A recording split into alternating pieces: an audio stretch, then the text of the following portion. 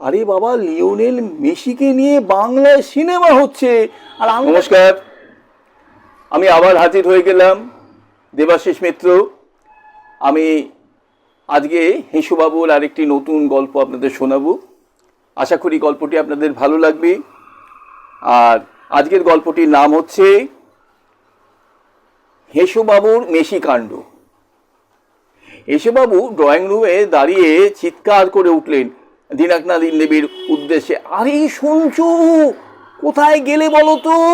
শুনছো বলি?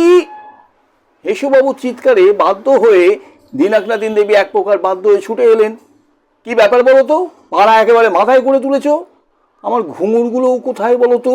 কেন এই ভর সন্ধ্যেবেলায় ঘুঙুর নিয়ে কি করবে? পায়ে বেঁধে নাচবো? হঠাৎ এমন সুমতির কারণ কি শুনি? দিনাকনাদিন দেবীর কণ্ঠে বিরক্তির প্রকাশ। আরে বাবা, এমন একটা খবর শুনলে তুমিও নাচবে? খবরটা আগে শুনি। আরে বাবা, লিওনেল মেসিকে নিয়ে বাংলায় সিনেমা হচ্ছে, আর আমি তাতে অভিনয় করছি বিশেষ ভূমিকায়। কি করে চান্স পেলে তুমি? এই দেখো, আসল কথাটাই তো বলা হয়নি তোমাকে। কি কথা গো? তোমার সেই মাকাল দেখে মনে আছে? মাকালদা না, মনে পড়ছে না তো।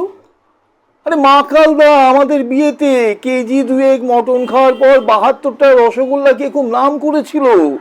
ও হ্যাঁ, মনে পড়েছে, ওনার জন্য মাল শর্ট পড়ে গেছিল। আরে ওই মাকালদা এখন ওই টালিগঞ্জ ইন্ডাস্ট্রিতে আত্মপ্রকাশ করতে চলেছে তার প্রথম ছবি লিওনেল মেসি নিয়ে। উনি তো আমাকে অফারটা দিলেন। সে ঠিক আছে, কিন্তু ওনার নাম তো ওই মাকাল, তাই কাজটা হবে তো? নিরুত্তাপ গলায় দিনাকনাদিন দেবী বললেন। এই দেখো, কাজ শুরুর আগেই এত কুডাক ডাকো না। মাকালদা খুব গুছিয়ে কাজে নেমেছে। মেসি মানেই তো একটা আন্তর্জাতিক ব্যাপার, একেবারে হট কেক। সুতরাং সারা বিশ্বের নজর কেড়ে নেবে এই ছবি। তুমি কোন ভূমিকায় পাঠ করছো? চুলকানি ডাক্তার? মানে মানে আমি মেসির ছোটবেলা থেকেই পাশে পাশে থাকবো। যে বা যারা মেসিকে চুলকাতে যাবে আমি তাদের ওই চুলকানিটা বাড়িয়ে দেবো, তাই নাকি? মানে খুব অ্যাকশন ট্যাকশন আছে মনে হচ্ছে। হ্যাঁ, তাহলে তো বুঝতেই পারছো যে আমার ওই রোলটার কতখানি গুরুত্ব আছে।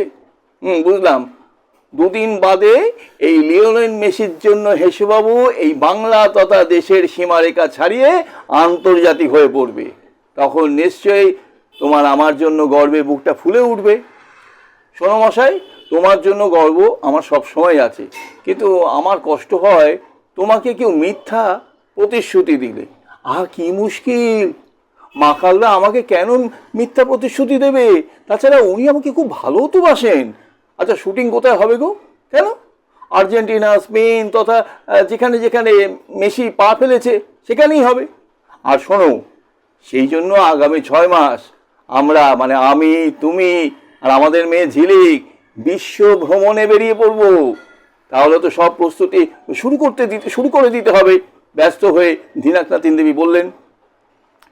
সে তুমি শুরু করে দিতেই পারো, তবে ওগুলো এগ্রিমেন্টের পরেই না হয় করো। জানো কি যে ভালো লাগছে তোমার কথাগুলো, মনে হচ্ছে যেন স্বপ্নে আমি ভাসছি। আরে না না, এটা সত্যি হতে চলেছে, স্বপ্ন নয়।